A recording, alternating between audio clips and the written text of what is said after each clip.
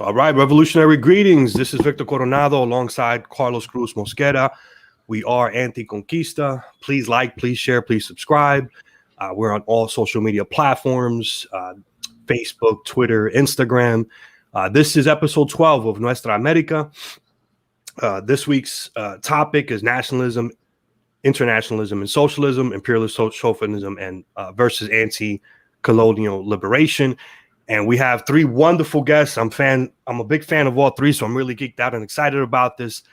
We have Sedillo and his lady Karena, Acree-Paez, I hope I pronounced that correctly, from Tele-Jaguar. And then we also have Danny Haiphong from the Black Agenda Report. Oh, and Danny, just want to take the time to say this publicly.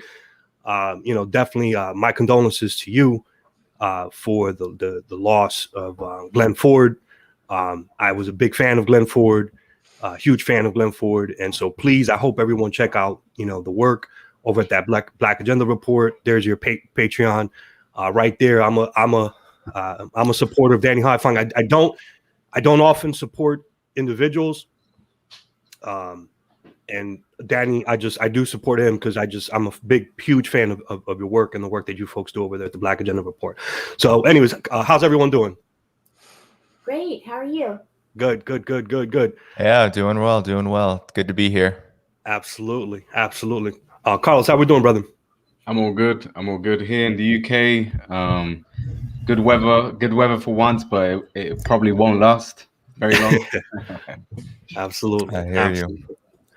All right, so let's get right into it. I mean, there's so many different ways we can go with this, and we even had trouble with the title. We almost backtracked like last minute to make it a little bit more direct and forceful. So I'll say this, the how we came up with this week's theme. We saw some on social media. We saw this sort of back and forth. We weren't even involved. We over at the Conquista weren't even involved in some of the stuff, but we just saw this. There seems to be this doubling down and this push for. Folks, some folks are calling patriotic socialism or proletarian patriot, which is I think a political line of the Communist Party USA. And we saw people of color, not even us, just challenging that. And then this whole thing just played out all over social media.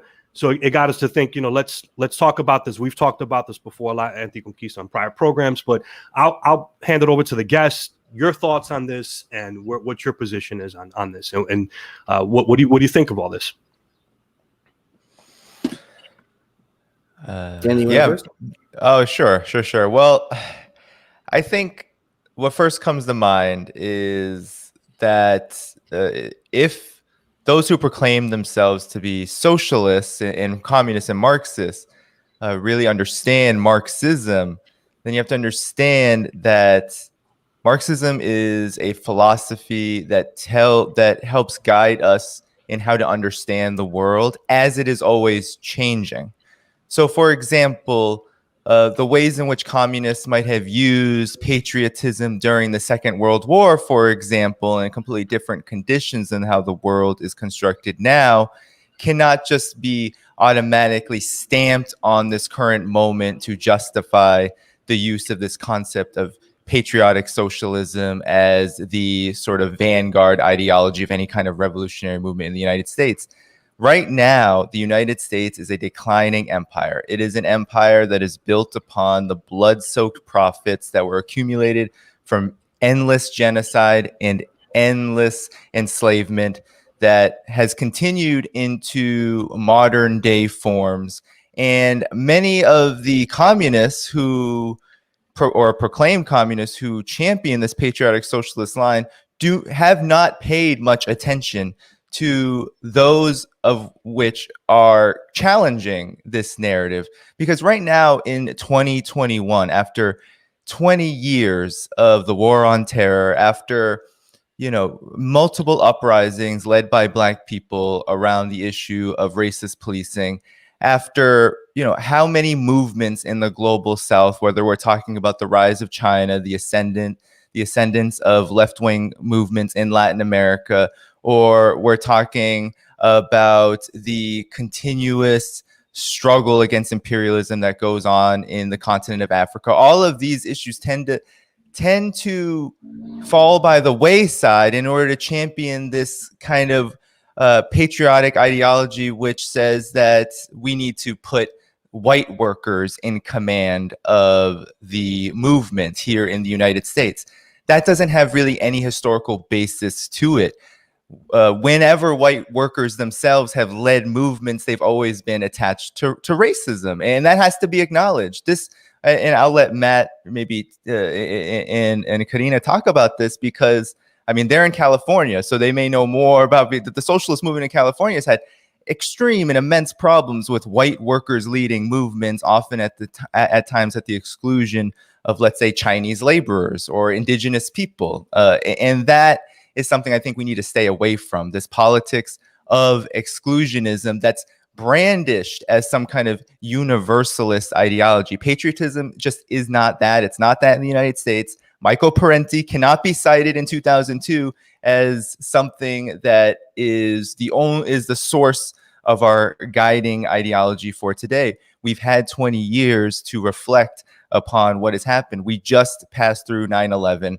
We know where patriotism takes us in the United States and in the Western world. It takes us down to an abyss of the most hyper reactionary nationalism, no matter how much we try to deal with that in our minds, right? Deal with it and try to shape shift it so it fits our particular desires. That's not what Marxism is. Marxism is not about fitting our particular desires to feel included in this process. It's about doing the real work of studying the objective reality before us. And that reality is that we need to be putting the fight against empire first, the fight against racism first, as we conduct this class struggle. Thank you. Yeah, thank you, Danny. And yeah, so, you know, the question is, and I guess one of the questions that we had for you guys, Matt, Karena, and Danny, is why now? Why is the socialist or the left, I would say largely the white left and the white socialist, pushing for patriotism right now? Why do you guys think that is? Well, you know, I saw an enormous shift. You know, back in like 2015, I saw an enormous shift. I mean, not even an enormous shift. It was these kind of ideas were always like latent. They're always there, but this kind of like doubling down, this kind of like affirming this kind of whatever. For me, anyways, I experienced it with the rise of Donald Trump, and I started saying things like, well, you know, you look at this, and this is really dangerous. This is actually particularly dangerous. This is not like a proletarian thing. This is not good. And I was hit back with like, you know, well, you're being like a cultural nationalist, or you're doing this. What about the white working class, and et cetera, et cetera, et cetera. And so I think that they really kind of heard this like kind of call, like it's okay to be white. And I think that really spoke like in their heart. It spoke to them as well. I mean, just because you have an economic program, just because you think that, you know, it's not right that billionaires should be living in yachts and people should be eating out of trash cans, doesn't mean you're not racist. These are two separate questions. I mean, that's good that you think that. I mean, that's good. That's a positive thing. But the fact that you're still racist is negative. It's really bad. And so we have to really understand that these are really separate questions. And these are all kind of gut questions too, because oftentimes we talk about things like, we need to be anti-imperialist. We need to be fight colonialism and center colonialism. These are all like just labels. These are all just like shorthand. These are abstractions to get at, you know, really get your fingers in the dirt to really understand what we're talking about. Because when we start talking about the brass tacks of it, then it's undeniable. You know, we're talking about a world where, you know, Mexico imports corn, where Thailand imports rice. We're talking about a world dominated by corporate interests. We're talking about a world dominated by that. And it's most excruciatingly felt in places that have been colonized, in places that have been colonized. Again, that word is an abstraction. What we're talking about getting bombed. We're talking about being conquered. We're talking about people going in and killing people and overthrowing economies and pulling those economies into this imperial economy, into the larger economy, and that's what happened the world over. Like that's the mechanics of it. And when we get back to the mechanics of it, all this stuff is just nonsense. I mean, we say, you know, proletarian patriotism. What the hell are you talking about? Proletarian patriotism, what does the word patriotism mean? You know what I mean? Why is it that when you say proletarian patriotism, white people feel good and everyone else feels bad? Why is that? Why is that? What does the word patriotism actually mean? You know, when you look at the country of America, you're talking about a country where people got mad that Colin Kaepernick's taking a knee because it's unpatriotic for him to take a knee. Well, what is he supposed to be pledging allegiance to? This flag. What does that flag represent? It represents George Washington. It represents people playing the flute and like marching and crossing the Delaware. And so he's refusing to somehow like pay homage to a slave driver, to a genocidal maniac. That's wrong. That's unpatriotic. So I mean, we got to really dig our fingers into what we are talking about, and then it becomes even more. The question becomes even more absurd, of what it is. But why is it happening at the time? I think because over the past 30, 40 years, there's since the 70s, there's been a kind of a veneer of progress, and it's not really economically felt. It's not real progress. It's not really like the lives of people have actually gotten worse in that time period, the standard of living. But there is a cultural. The country pretends to be less racist. I don't know exactly. I don't want to say that it's progress, but the country shifted in a way, right, where it's like less cool to be openly racist. Like it's less cool to be like a Don Rickles type character, right? That's not as cool as it once was, and they're really angry about that. And you see that in the expression of like the right wing. But I feel a lot of people who are in the communist movement are equally racist, and I call them the alt reds, and they're really like they feel that same call, like they feel the call of Charlottesville, we will take our country back. God damn it, we will take our movement back. We're taking the communist movement back. Like for too long have we been the victim here. So I think that's they feel the same thing as the right wing fascists. One thing that I wanted to pick up on what Matt was saying is these terms like imperialism, colonialism, as they're being used in the West, particularly in the US where you guys are, is such a simplistic definitions that the left has, that I would say the Western left has of these terms. So imperialism, for example, and I was listening and seeing some of the conversation around the pushing of this patriotism, and so they'll say things like, we are anti-imperialist and we recognize that the US is an imperialist country, but the best way to fight back is to take back our country.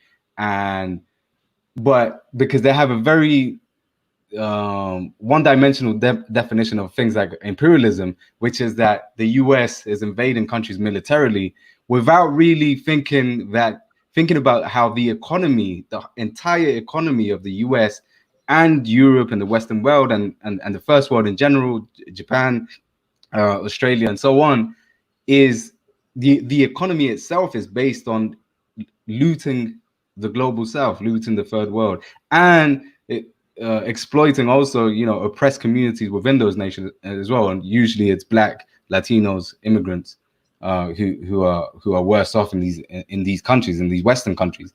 And so because of that very shallow definition of imperialism, they don't understand that actually we do need to destroy these countries, the structures of these countries, the economies of these countries, the institutions that exist in these countries, because just taking it over. And what I heard a lot from the people who are spouting this patriotism stuff is that they want to take over the US state and make it Marx and make it socialist. But if you don't have a proper imperialist or understanding of imperialism, what would happen is that you take over this country and you don't understand that the country's economy is based on looting the rest of the world. So what are you going to do? You're going to redistribute the wealth of imperialism amongst your own workers, amongst your own people, without thinking of how these economies are tied to the rest of the world. It's just a very shallow kind of and it's exactly that, very nationalistic way of looking at the world. I think to touch on Carlos's question about why it is we're seeing an uptick in the discussion is because the conflicts are becoming more and more obvious, and the conflicts are putting more and more pressure on people to confront this issue and discuss this issue. Because, I think that we know social media has kind of allowed so many different avenues of criticism and analysis to come forward that, especially within the quote unquote left or socialist communities, these contradictions are being pushed harder and harder to the forefront. And then when you have, white workers who are, proclaim socialism, then, I would say, the collective historical memory of the American white worker is linked to certainly nationalist symbols and stories. And these symbols and stories, like the American flag, are so inextricably linked to terror for the other that, it's very difficult to separate the two. And it's very difficult to confront the idea that, there is no way to remove that tarnish. There is no way to remove that blood from the American flag. And I would point out that I don't believe there is any inherent contradiction between patriotism and socialism. For example, socialist patriotism can encourage love for the socialist homeland, and in that sense, foster feelings of great love for revolutionary transformation of society, and for it can be compatible with socialism and internationalism. And in fact, with the current state of nation states, it may be a requisite for achieving national liberation for many states. But to dismiss every type of patriotism, so that in that grain, to dismiss every type of patriotism may be to dismiss the history of national liberation. And so while global socialism is necessary and desirable, we live in an age when the nation state remains the most practical vehicle to bring about that type of liberation that we're talking about. And so a fundamental characteristic of this nation state would therefore need to be that it's anti-imperialist. So coming down to the discussion of the U.S. patriotism within the framework of a white supremacist empire, all of that goes out the window. They are completely and inherently contradictory. And moreover, a capitalist dictatorship can never be confused with a socialist homeland. Yes. Snaps all the way. And I just want to piggyback off of that and some of what Matt said as well, and what you said, Carlos. I think there's no way to reconcile patriotism as it is constituted within the imperialist core, within societies that have at their very roots white supremacy and settler colonialism, or any kind of colonialism for that matter, with self-determination of oppressed nations, which is never uttered out of the mouths of those who speak about patriotism and socialism going hand in hand in, let's say, the context of the United States. We never hear it because it is irreconcilable. You cannot champion the self-determination of, let's say, indigenous nations, or self-determination for Black people, or self-determination for oppressed nations that are terrorized abroad, with this idea that everyone needs to come under the banner of Americanism, that everyone needs to fall in line with the American flag, because if we don't do that, then we're going to be alienating some certain section of the white working class, which honestly is interesting because everyone, all these social democratic liberals, that's really what they are. They talk about how, Black voters, they're not a monolith. All these groups, Latinos, they're not a monolith. But yet white workers are all now a monolith, right? Like they all become this very attractive base from which to try to garner support, when in fact the only thing, and I think that this can be just seen throughout the course of the United States' sordid history. It's completely backward left politics, where the left really hasn't been able to gain a foothold because of white supremacy, because of how strong white supremacy is and how it's so good at creating a real bottom, a materialist bottom for oppressed people who are victims of white supremacy, that there is this notion that white workers will just embrace this ideology of socialism. If you talk about patriotism, well, white workers are not a monolith, and white people who claim themselves communists have actually a commitment then to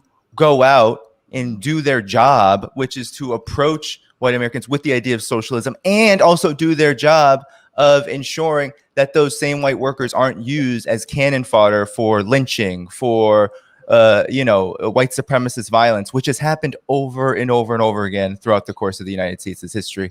That's never reckoned with. It's all just, I'm a patriot and I'm also a socialist. So look at my red, white, and blue flag, and I'm going to get all these white workers on my team. That's just not how it works. And I think social media plays a role. I think that there's kind of an intellectual and organizational laziness that comes with this, where no one's really testing their theories. They're just saying it because it makes certain folks feel comfortable in the online space. But the true fact of the matter is that the only way any section of this quote unquote white working class is going to stand on the side of the oppressed is when the oppressed nations of the world are standing up for themselves and creating a situation where then a decision has to be made. And then you see who peels off on one side versus the other. That's really how it's going to work in the United States. And, they may disagree, but I think that there's plenty of examples like this so-called, World War II period, the ascendance of American exceptionalism, so to speak, in its highest form, where that was true, where Black people were still on the bottom, while a lot of white workers were championing their increased living standards and the fact that they supposedly defeated fascism. It's that kind of I think misremembering of history, which goes completely against the Marxist conception of dialectical materialism. We're not looking at history for what it is, a constantly changing process where things change and we have to react to new conditions, while at the same time acknowledging the fact that there's a historical thread that runs through it all. Yeah. Well, yeah. Another thing I wanted to point out was that, a lot of what I was describing in that period of time, still very much here, is if you look at like what was going on at the RNC at the time, you had people like Nell Hughes saying things like, "I'm gonna have to brush up on my Dora the Explorer." You had Lou Holtz speaking there saying, "I don't want to watch your soccer games. I don't want to drink your beer. I don't want to become you." You had other surrogates saying things like, "If you're not careful, there's gonna be taco trucks in every corner." And that's something that they're really very quite serious about. And this is like this question of like this demographic shift, and it's being pushed by people who are referred to as Latinos, and it's and within that the largest portion of them are Mexicans. And so this group of this fear of taco trucks, this fear of a different country, of a fundamentally different country, is animating a lot of this as these numbers are beginning to shift and move over. And I think that really warrants a lot of study on the history of the Mexican border, the particular history of the oppression of Mexican people here in the United States. And that's not just for people of Mexican descent or Mexicanos living here, but of for everyone. I mean, because in many ways, this country is now running heavily on Mexican labor and Chicano labor as well. And to understand how that's always been true in the Southwest, and to understand how it's always been kind of the linchpin of the world. And out here, there's just no question about it. The proletarian struggle is led by that group of people who are at the bottom of the workforce, and there's a lot of complication with that. There's a lot of denial of that. There's a lot of just refusal to deal with that fact, even as it's happening. Like, even as these attacks are happening, it's kind of a refusal to like make that part of like the national dialogue, or the national understanding of how this country really understands itself, right? Because if it understands itself that way, then like it just everything gets thrown into flux. So I think that's a really big question. It's a really big thing as we look at this. We look at these changing numbers, and it's a big country, so those demographics are different in different places. But out here, there's no question about it. I mean, there's a fight for ethnic studies out here, where people are saying where you actually have groups suing because there's this prayer called In La Quech, where it's not even a prayer, it's a poem. We're just saying like it just really literally says, "I'm the other you, you're the other me. When I disrespect you, I disrespect myself." It's simple as that, right? And they're suing because they're saying that is like an Aztec indication to human sacrifice. That's what's happening in the state of California right now. And like, I don't think teaching these people about, how to, like what is like that capital is dead labor, my brother. I don't think that's going to actually get them to be any less racist. That's not going to move the needle. If I start explaining to them, the commodity fetish is not going to move them in any direction. So, that's kind of what's going on out this way in the country. So, just want to throw that in there. I'm gonna read a quote by Juan Gonzalez from Democracy Now! Now, I like the younger Juan Gonzalez. I just want to be clear about that. But I say there's always utility in everything. So this is what he said right after the November general election. You can just bear with me here. It's a pretty lengthy quote, but I want to get all the way to the bottom, all the way to the end of the quote. So the key, he said this right after the election. He said the key issue here is that the United States, being the world's prime imperialist power with no real competition, no real adversaries who threaten it, that we are a country where the Republican Party is moving more and more to be the party of white people in America. I think the key thing to understand is that, unfortunately, there's a significant portion of the American people, including African American and Latinos and other groups, who are perfectly happy with the United States being the world's imperial power, and who, to some degree or other, believe that they're invested in the continued national chauvinism and expansionism and bullying of America around the world. So this vote also represents, even if Joe Biden wins, that there are many Americans who are perfectly happy with our country being a rogue state in the world and lording over the rest of the world and insisting that its interests are first. There is a national chauvinist movement in America. And then this is where I totally disagree about, from my perspective, but he continues and says this: the work has to be done, though. The work that has to be done, though, is in the white community, is in among white Americans. That's where the organizing needs to be done, because that is the population that's increasingly shifting more and more to a national chauvinist and a white supremacist view of the world. My suspicion is that these white communists who are pushing this line know this exactly, and this is where this is coming from. And all of us, come from certain traditions. Like, are we going to totally dismiss the Black power and Brown power struggles?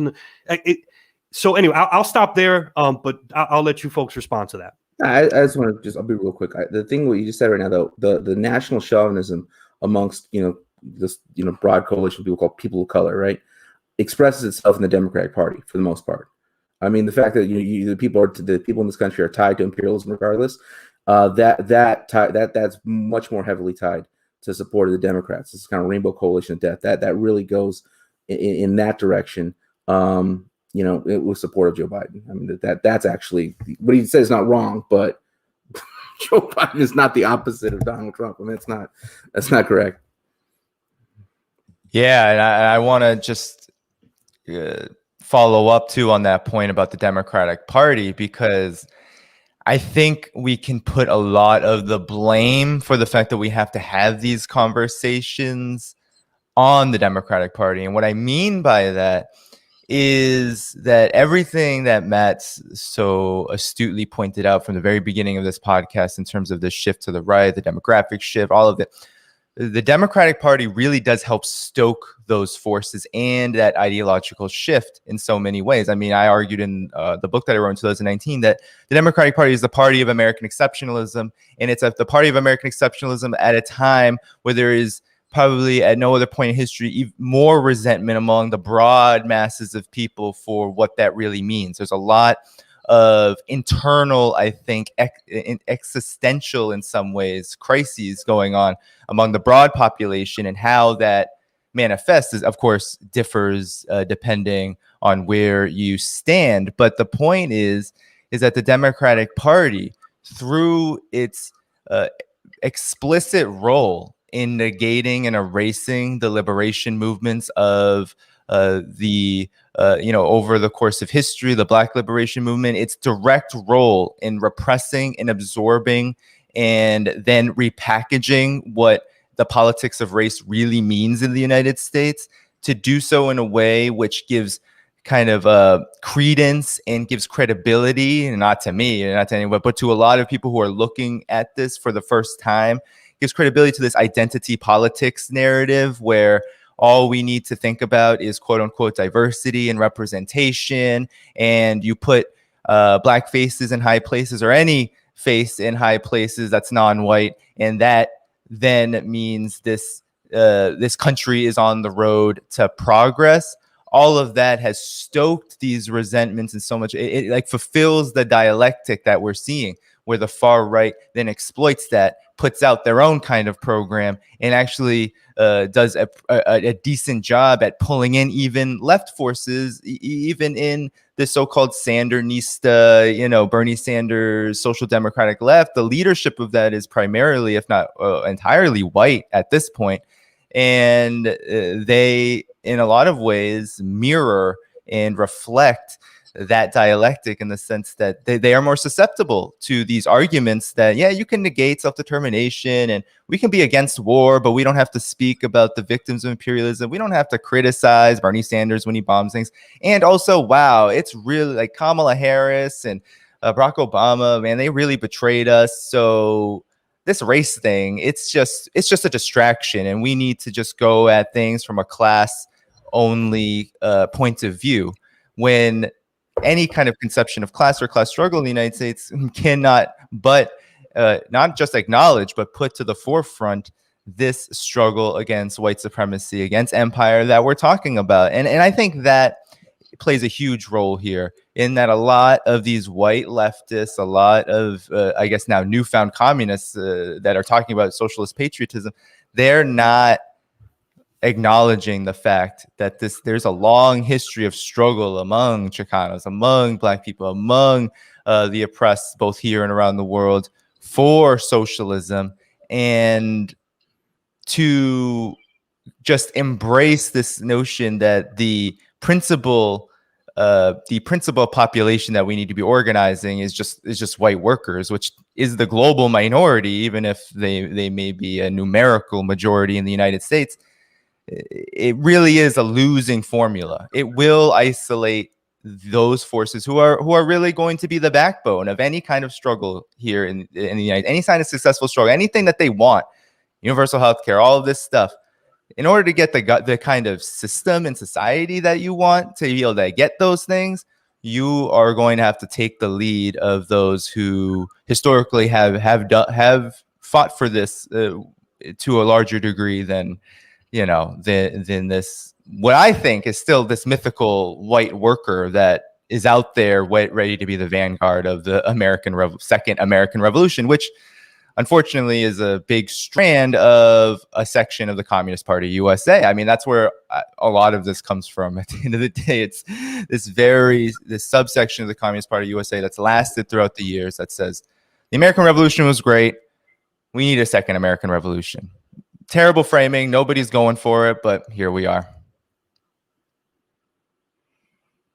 Yeah, I think that to comment back on the reason for this heightened consciousness, I think that and also I enjoyed Danny's tweet. All of this week he had some great tweets, but there was a particular video about someone that generated a lot of response, I would say, on this topic. And the person that tweeted it is kind of probably identifies as a socialist and identifies as someone who intends to educate on socialism. And then his kind of tagline for this whole discussion was American patriotism, or the proletarian patriotism. And then the emojis that he had next to this phrase were two American flags. And so I'm really kind of horrified that people would be so presumptuous to believe that using that kind of symbol to promote, socialism is kind of horrific, because one has to, if one is being honest, and I think it's very difficult to do. I mean, we have, we face many contradictions and, things that from theory to practice. But I mean, I'm not afraid to say that flag represents a time of terror for every single indigenous tribe and indigenous nation that had to come in to confront it for the last 200 years. That represents terror and genocide. And there is no way to remedy or reconstruct the KKK. That is what it means. That it means terror, and there's no way to remedy that. And I think it's kind of a gross hubris, and ultimately will be where some of these white communist movements will fail, because the contradiction is not going to go away. So I think that at the certain point you have to say, am I going to remain, these people have to say, am I going to remain addicted to the material privileges that being identified as something called the so-called West will offer me? I mean, is that more important than, abandoning my privilege and then joining, my class combatants like I say I'm going to do? And that is, I think, the fundamental conflict. And I think that depending on what your objectives are, that is where we will see the split happening, when this empire and this country, I don't believe is going to look anything like what it looks like now in another 10 or 15 years, if we even make it that long. Because, the decline of empire is something we can no longer be blind to or pretend that we are blind to. And it's heading to the point where it's like the death spiral, before the crocodile does the death roll, right when he's like killing the victim. It's the contradiction is so heightened it can't be ignored anymore. And it's really, really destructive, I think, to be proclaiming, it's not hurting the cause for socialism to be using the American flag as a symbol of that. I think that's extremely destructive for the movement overall. Yeah, and that's why we're having this conversation, because as I see this play out, it's like, I don't know how else to say this. It's like these folks are tone deaf. It's like, here you have, us who come from these traditions, and if you go to a rally, like a Black Power rally, a Free Mumia rally, you're not going to see the American flag. That's just not going to happen.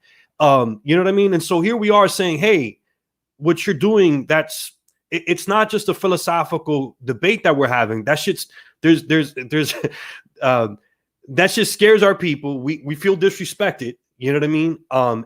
And we understand the consequences materially, what that could mean. We get that right. Like we get it. It's clear. But we say this, and it's like they just keep doubling down. And so it's not, to me, it's not just a philosophical debate. It's not just an ideological divergence. It's a threat. I look at it almost, you know what I mean? So anyways, Carlos, I don't know if you look like you had something to say or.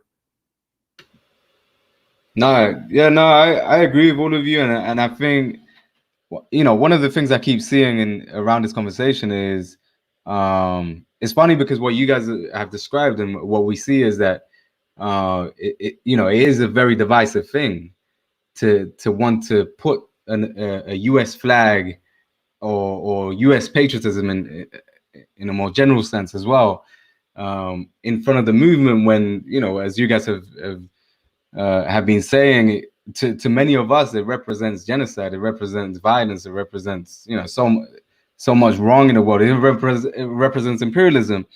But the ironic thing is that when we try and fight back against that logic, we're the ones that are called divisive. And so they have this idea that there's this universal working class, and we can kind of put aside the, racism and put aside colonialism, and, maybe mention it, as you guys have been saying, it can be mentioned, but really, like, the main contradiction to them is class. So yeah, I was just wondering, what do you guys think about that? About, this call for, when we fight back against that logic, they call us divisive. They call us as wanting to destroy this kind of universal working class movement that supposedly exists, and yeah, because and the other thing they say is that it's very nihilistic, very pessimistic.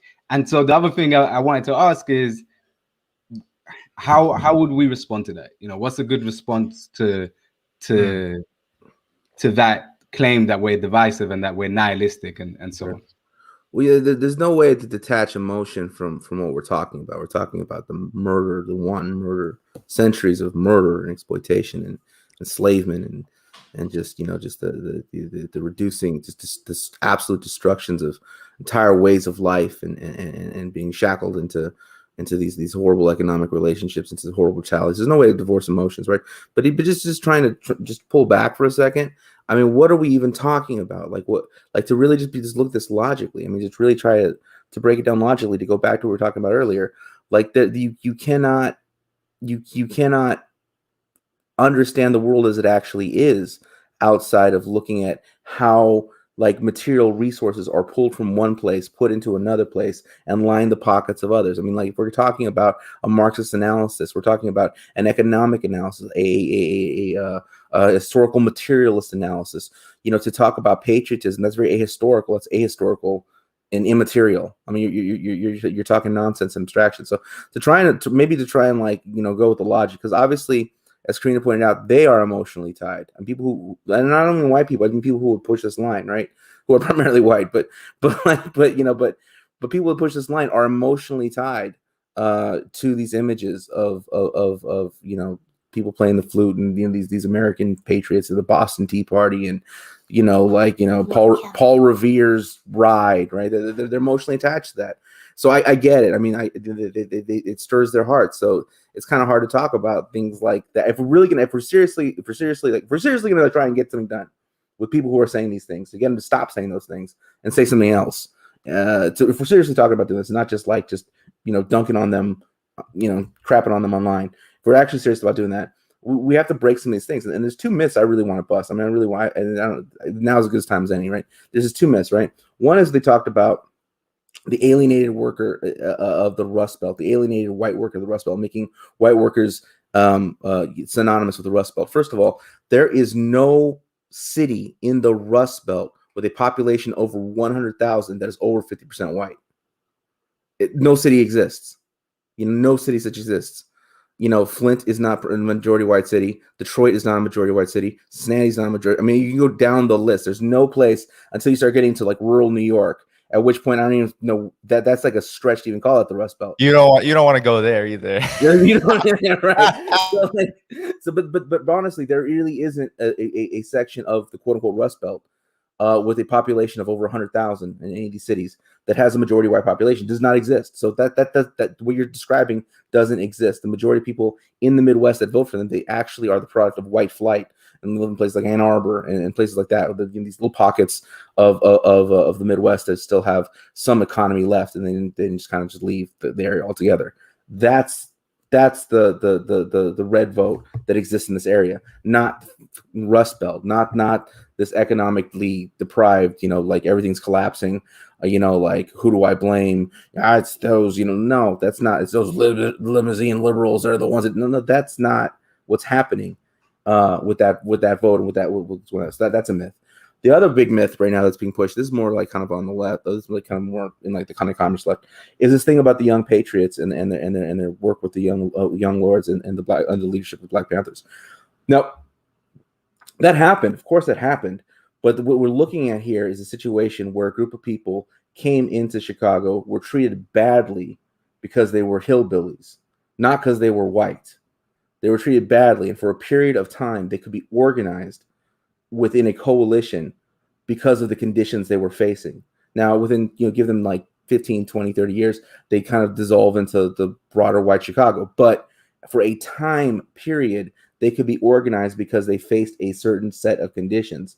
And they were organized into that, right? So the point that is being trying to be made, like, look, you can organize white people as white people, is actually the opposite. This story tells us the opposite of that.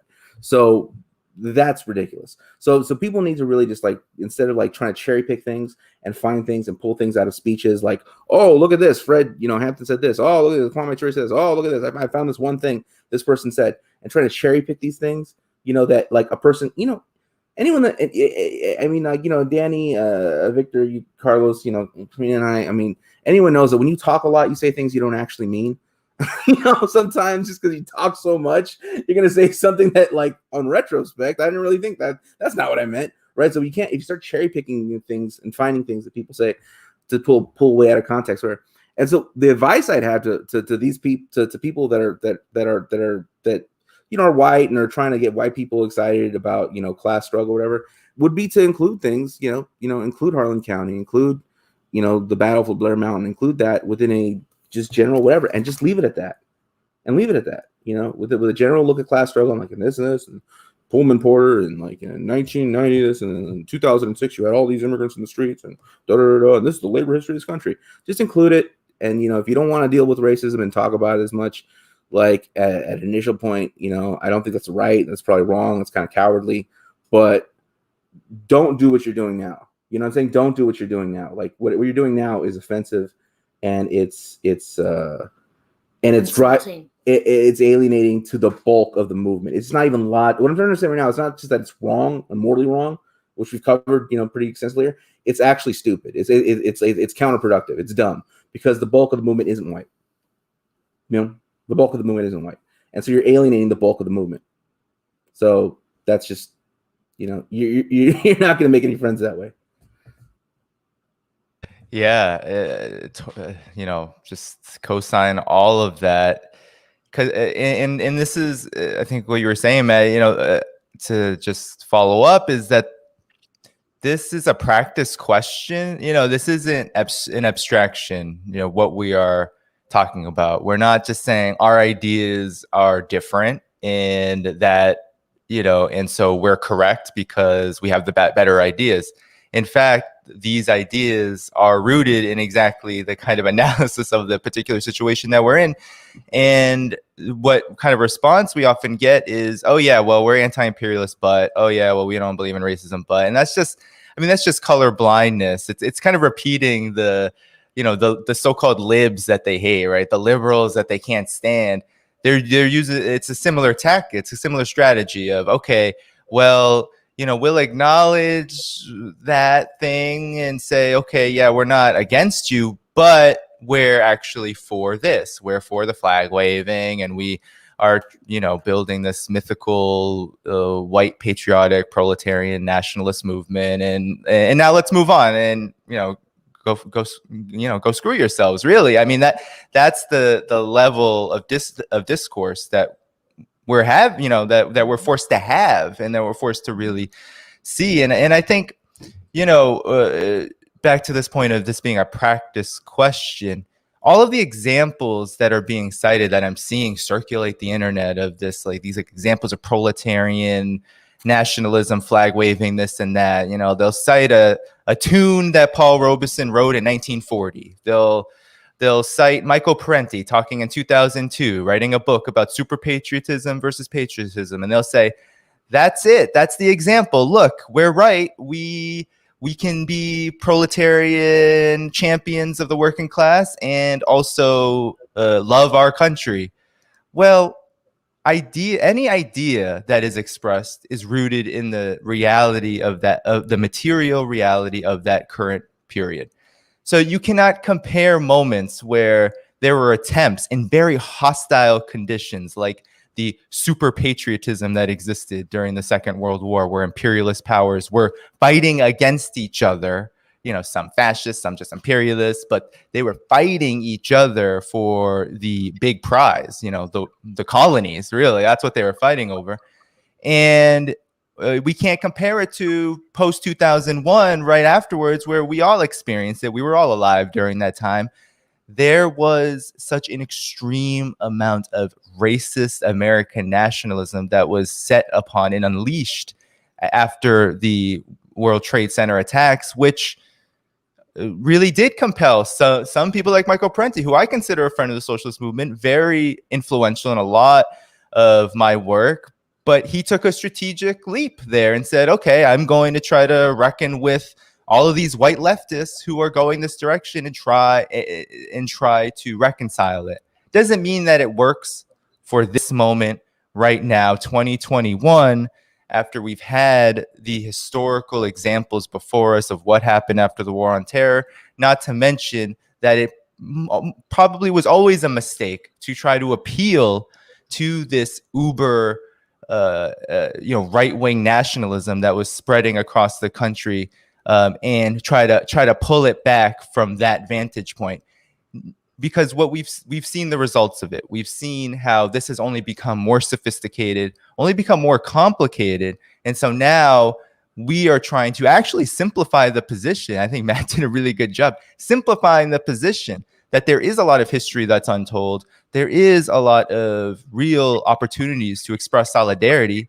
It just so happens that this is not how you do it. You don't do it by championing this flag, by talking about how we can be patriots of the American Revolution as well. The movement is not, the left movement is not going in that direction, and it won't go in that direction because it cannot be reconciled with the reality of the situation. And there will never be, in this moment of imperialist decline, in this moment where the edifice of this system is crumbling, there will never be this moment like during World War II, like during World War I, where these leftists have the opportunity to say, oh yeah, we champion the fatherland. We're on the right side here because we're not with maybe those meaner fascists and imperialists over there. That doesn't exist anymore, right? That's not how this thing works. There's one system. The ruling class, no matter what their political persuasion is, they're going all in the same direction. The fights that they have out with each other, they all come down on the oppressed in the same way. You know, like they all eventually manifest themselves in creating this hard bottom for the global South, for indigenous people, for Black people. While white workers, no matter how poor they get, there's always going to be a bottom for them to look at. And that reality is never reckoned with among most of the white left, the vast majority. They do not reckon with the fact that the reason why we can say the term white left is because whiteness is malleable, and whiteness always has a new bottom or old bottoms to look towards in order to say, okay, we can defend patriotism now, right? Like that needs to be, I think, acknowledged and understood and reconciled as we move forward and debated in a helpful way, because I think it needs to get through the minds of those who really do want to embrace socialism and communism and these revolutionary ideas. And I'm all for that. But we've got to go about this. We got to conduct ourselves in a particular manner, because this is about building revolutionaries, right? We're trying to build revolutionaries, and revolutionaries have a duty to conduct yourself in a certain way. And Twitter and social media and all that, we tend not to. I've fallen into this as well. We tend not to behave ourselves in a particular way, and we have to be ready to handle that kind of criticism when it comes. And I think we can point out that there have been, some white communists like Eugene Debs himself. He at one point he tried to rehabilitate the idea of U.S. patriotism, and then what happens after that is the U.S. takes over Philippines. And at that moment, when he's confronted with that contradiction, he took a step back and was brutally honest. And he's like, okay, he had this moment of realization when he had to say, okay, I have to fundamentally divorce myself from this idea if I'm going to remain true to the principles that I proclaim. And I think it comes down to that. It's like, we have to, it can be simple. It's a simple contradiction. And it's kind of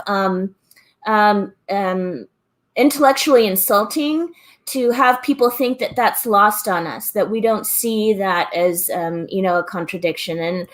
And, as we continue this discussion, hopefully people will come to, the realization that with the times that we are in, there is no time for political cowardice. We have to, you have to pick a side. There's no more, you're not going to be playing both sides anymore. And you have to stand firm, and you have to pick a side, and you have to be able to recognize that, you are going to, you're not going to be appealing to the masses, of brown workers by waving that flag, and if you do, don't be surprised when you are considered part of the enemy. Yeah. And lastly, this whole thing about trying to redeem and save white reactionaries from themselves, save these people from themselves. Like, if you don't talk to them, the Klan will save these Klansmen from themselves. We don't do this for Zionists. We don't do this for Gusanos. We don't do this for right-wing emigre from different parts of Asia. We don't do this for any other group of people. Do we sit around and try and save them from themselves? Right? We let people, if they're gonna be POS, we let them be who they are, and we say to hell with them, and we fight them. Right? So I don't understand this thing that we got to save these people from themselves. You know what I mean? Like if they're gonna choose to take a hard right position, then that's what they've chosen. I say white people, with all due respect, white people do that. White people do that. Yeah. Yeah, that's what they do. And I'm saying, like, and on the quote unquote left, the broad left, I mean, we don't do that for Zionists. We don't do that for Turkish nationalists. We don't do that for the Miami, mafia types. We don't do that for right wing, immigrants from Venezuela or Cuba or blah blah blah blah blah, et cetera, et cetera. We don't do that here in LA. We don't do that for in the LA area. We don't do that for right wing Vietnamese people who came from that. We don't do that for right wing Iranians who we fled the Shah. We don't do that for any other group of people except for except for this my old Kentucky home types. And we got to stop. If people want to be, they want to. That's what they want to be. That's what they want to be, and we got to confront it for what it is. That is who they are. If they tell you who they are, that is who they are, and that's that. You know what I'm saying? If you find someone in the middle that's or someone just I don't understand how the world works, then politically educate them. But if someone has taken a side, yeah, and I don't have time to try to convince you either. I don't have time to try to convince them and teach them, and I spent years of my life trying to organize people into a broad front coalition for a new political party in the United States. And I've wasted a lot of time. And we are not at the point where we can continue to be wasting time by centering that kind of, And the last one is just to piggyback on what Danny was saying. There is just this push with the capitalist class. And that push is to colonize the moon and to colonize Mars and leave us on a dying planet. And we're here arguing about this cornball nonsense about the American flag. It's a Yankee Doodle dandy Tea Party. We don't have time for that. We don't have time for that. They're gonna leave us on a dying planet, like Star Trek, that's the situation they're facing. They're in a space race to abandon us on a dying planet, and we're talking about Paul Revere. This is nonsense. Seriously. There's a African revolutionary, Omali Yeshitela, who talks about the convenience of ignorance. And I just wanted to add that to the white left and the white working class, because it's not just about ignorance. The convenience is that there is a material reality, which is that there is a lot of privilege in the white working class, which includes the white working class. So it's not just the elites, but also general society, but especially parts of the white working class. And so it's not just about ignorance, which is what a lot of the time the white left and the socialists try to do, which is that this division, the ruling class use racism as a division to divide the working class. But there is a material. You can measure this racism with a material reality as well. We're almost at the hour mark. I want to sort of piggyback on that by saying one last thing, and then I promise I'll let you folks go. So if we're going to get real technical about a lot of this stuff, I keep hearing the term proletariat. And last night I was on the World Bank website looking up some data. And of course, this is stuff that we already know. What is the United States manufacturing? How many people are in the construction industry? So when we're looking at this from a global perspective, right? Where is this whole mythical proletariat class that exists in the United States, and how does this tie into this conversation? Because right now, again, folks can check out the Southern Poverty Law Center again for whatever it's worth, and you could check to see all where all these hate groups exist. And there's this anti-China thing happening, anti-Latino, anti-immigrant thing happening. And where is the true proletariat? Where is the actual true proletariat working in a factory, making stuff, making material products for the rest of us to consume, right? And so I'll stop there, but I want to hear your response on that, how that ties into this conversation.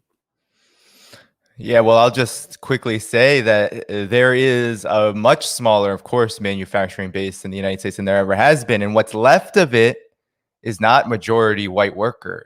That's not the demographic. Matt Matt and Karena talked about, the demographics in California, who's picking the food, right? Who's doing that kind of work.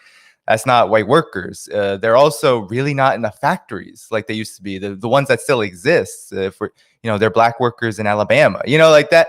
That is the real demographic of the very last vestiges of what this base of production is. And now we're in a service finance economy where who are these service workers? Who are the most exploited gig workers?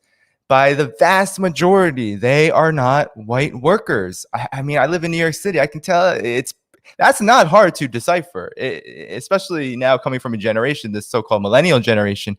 But the vast majority of people are gig workers, even if you go to college, right? And the vast majority of them are still not white workers. So in those that do not identify themselves as white workers. Let's just say that they are identifying themselves as miserable. I don't even know if they call themselves workers, but they're pretty miserable, right? They're like kind of miserable, professionals turned proletariat. Like that. That's kind of what the situation is. And so I think it's a practice question. We have to talk about this as, okay, you say your theory is superior.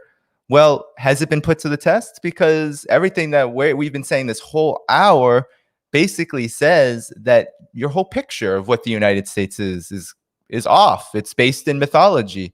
And I would tell them, read my book, read Matt's work, read follow Karena, like do that, because there are some people who are trying to understand, follow Anti-Conquista, trying to understand the global and the domestic situation for what it is, rather than what a lot of the white left always does, which is try to configure a reality that more so fits their American dream, so to speak. Their American dream is to have this like one big society of equality where white people get what they deserve, really, right? And that is a huge contradiction. It's not necessarily a complex one, but it's a very important one to begin to reflect on, and I think ameliorate if possible. And if you can't, then we'll keep doing this work and push to actual victory. Yeah, I think it's important to remember that the 14 words is actually, it's actually an economic demand, talking about securing a future for white children. That's economic. I mean, so teaching people economics is not going to make them any less racist. That's just a fact. And if we look at like the question that was just raised about the proletariat, I mean, like, who is the proletariat within the American, within the United States? I mean, we're all, working class people, unless we own the means of production, sure. But like, who's at the bottom of this? Who's at the bottom of this? And these are not questions that don't have answers. I mean, these questions have done a lot of study. And 54 cents on the dollar, Latina is the most exploited worker in America, and everyone knows that. Like you go somewhere and you expect, who do you expect to see when it was made? Who do you expect to see open like the window at the Jack in the Box? Who do you expect? I mean, who do you expect to see in the fields? I mean, everyone knows that. And you're acting. I mean, I saw a right-wing meme from Turning Point USA where it was like, who needs these actors when you got farmers or something like that, right? And it was people in the field, right? But then it ended up getting shared by all these raza because everyone just assumed that the field workers didn't even know it was a right-wing meme about like return to the earth. They didn't even know that because they just like shared it because they thought it was like some pride of like, we're hardworking people. So that's the kind of everyday knowledge that's ignored by this ideological this OCD thing to like make everything white, and it's ignored, but it's what everybody knows, and you don't need to be a Marxist to know that. You don't need to be, you don't need to work at the Pew Research Center to know that. Everyone knows it. Everyone knows who's doing the work. Everyone knows who's doing the work. Everyone knows who's doing the work in the South and with the Amazon strike. Everyone knows who's doing the work in New York. Everyone knows who's doing the work all over the country. It's a big country with different regions and different histories and different groups of people who find themselves at the bottom of this economic ladder. But everybody knows. Everybody knows, and you're lying. You're lying. So stop lying. This was so dope. I really appreciate all of you for coming on. I think I hit you up all like midweek or something like that. So it was very last notice. And it started with, again, earlier in the week, I just started all of us at Anti-Conquista started seeing all these the tweets, the Facebook, social media stuff, and Instagram, and the back and forth. We weren't even in the thick of things, but we've talked about this stuff before. And then, Karena, I saw you post something. You posted Danny's tweet. Yeah. And I said, let me see if I can get both of them. And I reached out to my comrades over at Anti-Conquista. I said, look, I don't know if I can get them, but I'm going to reach out to them. Let's see if we can get them for Sunday. So shout out to you folks. Before you go, just plug whatever it is that you're doing or things that you're working on, or where people can find you. Well, you can find Matt and I on Tele-Jaguar on Instagram, on Facebook, and not too active on Twitter. So follow Tele-Jaguar. You can follow Matt and his work primarily through his Facebook account. And I would just like to say my closing statement: either abandon American patriotism or abandon socialism. Matt, do you want to? Is that go mattvideo.com? And I've had so many closing statements. I'm done. Yeah, so you can follow my work. I write mainly weekly at blackagendareport.com. I write, for CGTN as an opinions contributor. I'm also on Twitter at Spirit of O. You can find me on Facebook and Instagram. And you can also find me on YouTube at The Left Lens. So just look that up. And then you can, if you have the ability, support my work at patreon.com/Danny Haiphong. Danny, we need you back to talk about China. Yep. No problem. Well, definitely hit me up. I try to defend China at every turn. And that's not to say that we know, like every other country that has its own internal contradictions and its own issues, which should be resolved internally. But for sure, we need you back on to talk about China. So we're going to get into the Latin American news roundup. So we're going to just take a little break. And then Matt, I think you said you're going to go. And Danny, again, you can stick around, but if you got to go, I get that too. That's fine too. Okay. Yeah. Let's talk. Okay. Thank you. Take care, comrades. Thank you. Thank you so much. Appreciate it.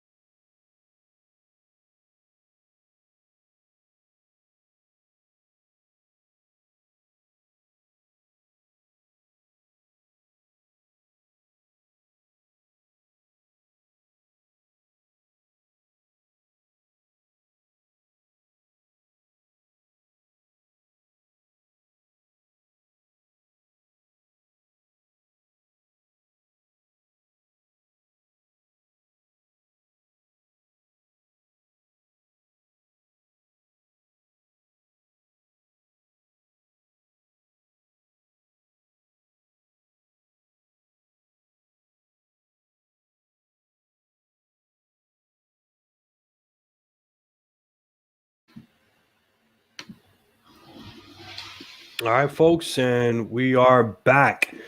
All right, so again, this is episode 12 of Nuestra America. And so, folks at home, I personally apologize. I wasn't able to get to all the news that's happening in Latin America. So this is going to be just some of the news that's happening in Latin America. And Carlos, I'm just going to read through these quickly, and just before I get to the next headline, I'll pause a second, and if you need to respond to something, we'll do it that way. So let's go right into Nicaragua. Again, we're following Nicaragua on a week-to-week basis because the capitalist press, the imperialist press, is ratcheting things up, trying to put pressure on the Ortega administration. So in the news, Sergio Ramirez, an award-winning writer, someone who did serve as vice president under President Daniel Ortega, has been arrested. He has been accused of incitement of hate, conspiracy, and receiving money from the Violeta Barrios Chamorro Foundation. The foundation has been accused of money laundering and undermining national sovereignty, so he has ties to the Chamorro family. Again, the Chamorro dynasty family, if you will, has produced several Nicaraguan presidents and is part of the far right-wing movement there in Nicaragua. In Mexico, Mexican Supreme Court ruled that women cannot be prosecuted for having an abortion before 12 weeks of pregnancy.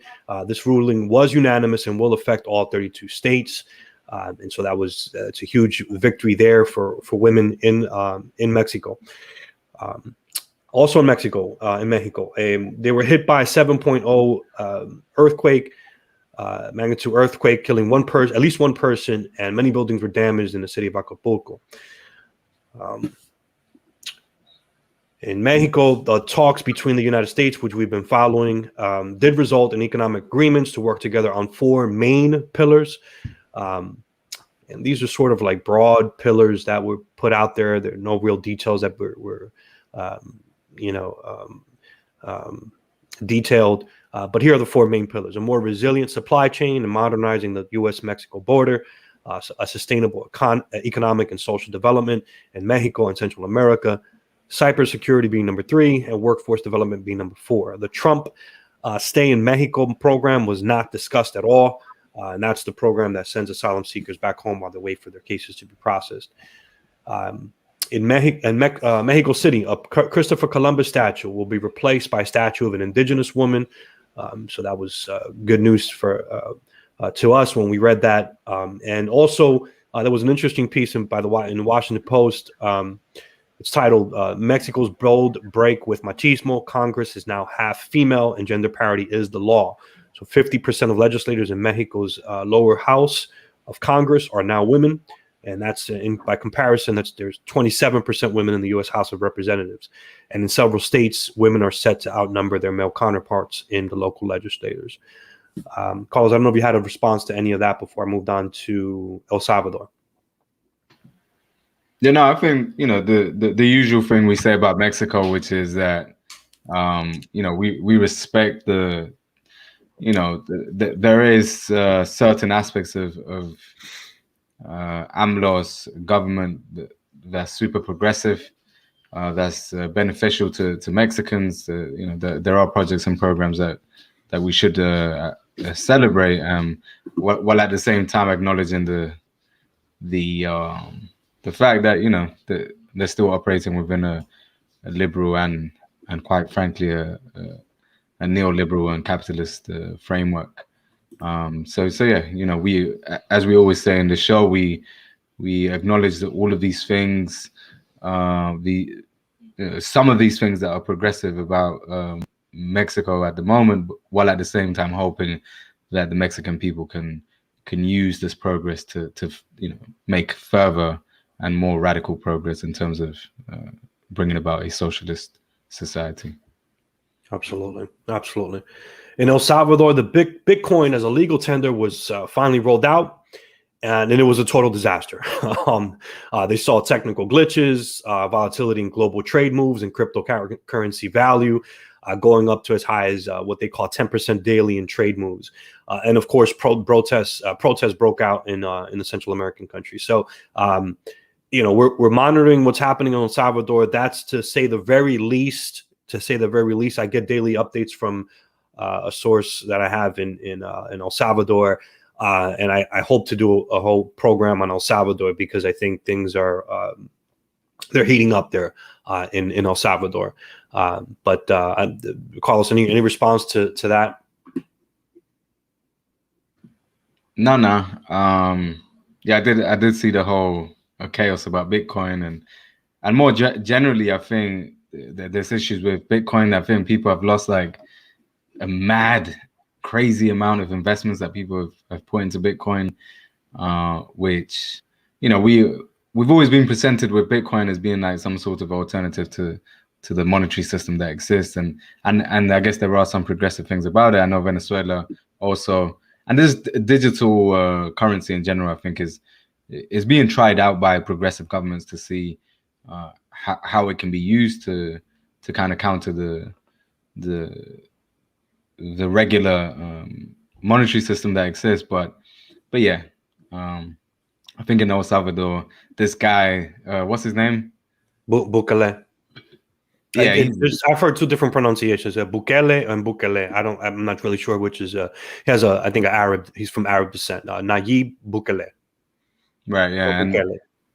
Yeah. I think it's, you know, we know that this guy's a bit dodgy, as people here in Britain would say, and whereas other progressive governments on the continent have used digital currency to try and counter the sanctions, to try and counter you know, the monetary system, the capitalist monetary system, this guy, who knows what the fuck he's doing. Right. No, and yeah, he's making he's pretty much got complete control of the Congress. There's a whole push to purge out. It's basically like age discrimination, to purge the entire judicial system, so he can replace it with younger, quote unquote, younger, more loyal folks. I think that's exactly the problem with the guy, is that there's a lot of things about him that people might interpret as progressive, like, you know, younger people and you know, being updated in terms of like the currency and joining the digital currency stuff. So some people might think that that's, you know, these are all progressive moves, but in reality, the guy, you know, as you know, I don't know too much about El Salvador, I'll be honest, but from the very superficial stuff that I do know about him and his policies, he's, you know, he's just another capitalist and another, you know, just another member of the elite that wants to, you know, who acts in self-interest and in the interest of his own class. Yeah, by default, he's considered part of a right-wing movement there, because he's come out and said he's not ideological, whatever that means, right? And so he tries to position himself or pose himself off to be a political maverick and all that. You know, it's a bunch of. We know that when people say not right, not left, it means you're right. Right. Exactly. And there is an odd relationship there between him and the United States is, you know, in terms of just pure rhetoric. The United States has made threats, but hasn't really taken any serious action against them. But there is a strange relationship there, which is curious. I'm not. You know, again, he could be this has happened before. He could be a right-wing nationalist who is not necessarily anti-imperialist, but is anti-American. You know, I mean, like, you know, you could look at somebody like Trujillo in the Dominican Republic, right? Like, you know, towards the end, where he became a problem, and very problematic for the United States. So I mean, I think you're seeing some of that. You know, and I'm not saying, by the way, I'm not trying to equate him to Trujillo or say that he is, you know, done, you know, has committed crimes like Trujillo has, but he's on his way towards some really problematic things. Let's just say, to be polite. In Honduras, polls are showing that ruling party presidential candidate Nasri Asfura is holding a slight lead over Xiomara Castro, wife of former populist president Manuel Zelaya. Asfura is polling at 21% support, while Castro is sitting at 18% support. And the next headline is Castro has committed to restructuring the country's debt and has committed to move closer and closer to to China. She is calling for closer ties to China, and she is calling for an international audit on the internal and external debt of Honduras, as Honduras currently has a current debt of roughly $13 billion. So it'd be, again, this is another situation we want to continue to monitor. Our hopes are that Xiomara does win. As you know, Manuel Zelaya was somebody who wasn't even, again, considered, I don't think he ever used the term socialist. He was a populist, and he was talking about, certain economic reforms and agrarian reforms, and yes, moving closer to, the popular movements, the socialist movements that were at, taking power, in Latin America. So, of course, he became a threat to the ruling class there, and of course to the United States. So we'll keep monitoring that. In Brazil, you had pro Bolsonaro rallies throughout Brazil, and again, this is Jair Bolsonaro is the president. Jair Bolsonaro is the president of Brazil. And he is creating a very almost untenable situation there in Brazil. So he's not only did those rallies take place, and he tried to get truck drivers out. There used to be a pretty big movement there of truck drivers who were pro Bolsonaro, but that wasn't very successful this week. While he did have, again, rallies all over the place, he attacked. Earlier the week, in the week, he attacked the Supreme Court for investigating him and his allies on accusations that he had attacked Brazilian democracy. He once again attacked the elections as farce and undemocratic. And then afterwards, he sort of took that back and apologized to the court, saying he wouldn't attack another branch of government. We sort of saw similar things from President Trump, where he was attacking certain certain institutions within this liberal democracy, right? And it's really stupid at what it is, because you're playing with fire there. So I mean, this is a guy who's part of this infighting that's happening within the ruling classes. It's not very. If you're playing political chess, these aren't very good political chess moves. But this is the game that he's playing, very similar to President Trump. And so, your response to that, Carlos, if any? None. On that, I would say that we, as Latin Americans and Spanish, especially those of us from Spanish-speaking countries, we tend to ignore a lot of the time what's happening in Brazil. So I would say let's keep an eye on that. And Brazil is a country where we have one of the largest and strongest communist movements in the whole region, and like strong communist movements, MST and so on. So we definitely need to keep our eyes peeled for what's happening in Brazil, as well as supporting our comrades there. The Brazilian communists and socialists who are pushing for the transformation of society. It kind of looks to me, at least, that Bolsonaro and his people are desperate. They know that their time in office is coming to an end, and they're trying. They're playing. It's like they're testing the waters to see how much they can get away with. And I think there is hope that in the elections coming up. But when are the elections? This year or next year? I believe it's next year. Yeah. The elections coming up next year. They'll probably be defeated, hopefully. Yeah. Lastly, and then we'll leave it there. And again, I know we're missing a lot. Maybe I'll do something midweek or something like that, just to sort of catch up. But in Peru, Abimael Guzman dies in Peru. He was a former leader of the Shining Path. And again, I know there are a bunch of contradictions with the Shining Path. So for whatever it's worth, I think it was worth noting that, that he did pass away in Peru. So that's all I had. Carlos, I'm not sure if you wanted to mention anything else before we ended today. I thought that segment today, I mean, that was amazing. Please, for the audience listening, please share that with other folks. Please put it out there. Please promote it, because I think that's going to be one of those programs that's going to stand the test of time, if you will. I think we could play that 5 years from now. we're going to be like, wow, that was telling. That was because again, I keep seeing the stuff on social media, and I know I know the Communist Party USA, that's their line, that's what they're pushing, and so that stuff is just not going to go away unless there's a major shift in the quote unquote communist movement. But any other thoughts before we wrap up today? I would say, I'll echo what you said. I think it was a great show today, and also it's important because I think that we, as one of the comrades, I forget who during the show, was saying this, we're kind of we're testing this problem right now because it's something that keeps coming up. It might not be very popular at the moment, but it's something that keeps coming up. We need to start answering back. We need to start sharpening our ability to counter it.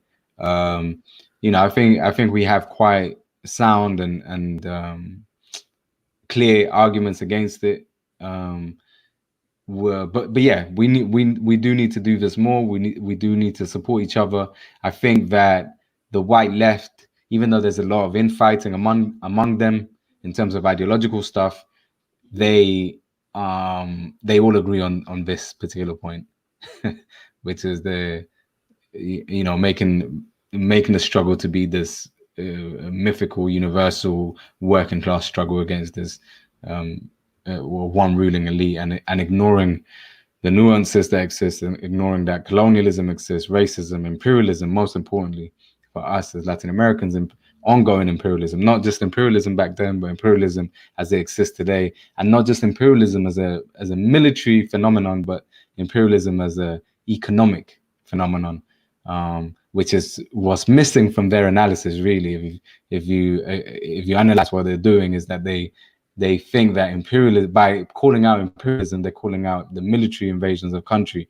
But for us, imperialism is the economic, as well as the military, but the economic invasions, or the unequal economic relationship that we have, the people of the global South, with countries like the US. So yeah, that's what we need to do. We need to keep doing that.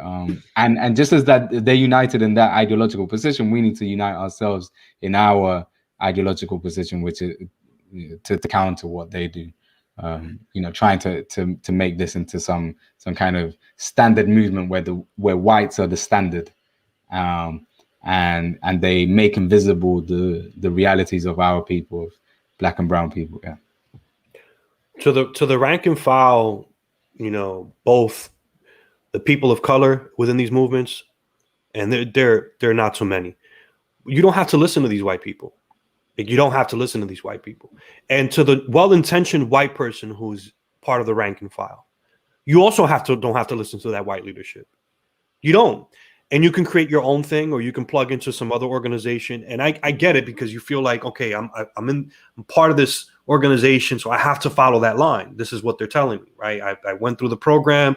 I'm now a member. I have to take the marching orders. And that's part of being, a revolutionary. You got to be disciplined. And I get that. But if you don't agree with it, if you agree that it's offensive, if you agree that it's not, and not just offensive, but that there's a material base to these arguments, you don't have to listen to these folks. You just don't. And so I know there's at least one individual who promoted this program. I'm going to shout him out. His name is Dust James. He's a white guy. I believe he's friends with Matt and Karena. And not only did he like this particular, when I posted it on my Facebook feed, my personal Facebook feed, he actually shared it, and he was watching. He was in the, I'm not sure if he's still watching right now, but Dust, you seem like a well-intentioned white person, and with all due respect to those people, because you probably have some sort of camaraderie and friendship and all that. So again, you don't have to listen to these people. If you feel like you're correct, just keep doing what you're doing. And we'll continue to test this stuff out, continue to test your hypothesis. But this stuff is not playing well with our people. And there's a reason for that. We weren't even this week, this whole thing was playing out on social media. We Anti-Conquista weren't even in the middle of it. Right. I mean, I think we chimed in at one point, but I would say, Victor, I would say that we've been involved and we are in the middle of it because we're the ones fighting back a lot of the time, Anti-Conquista, and we have been for a while. When the white left and particularly white communists and Marxists spout this stuff, we're kind of the ones to respond. And I think because we do have, quite a clear understanding of the contradictions that exist within that kind of ideology. But yeah, I guess the point that I was making though is that, and I agree with you, is that it was nice to see that other people of color were just who are not affiliated with Anticonquista per se.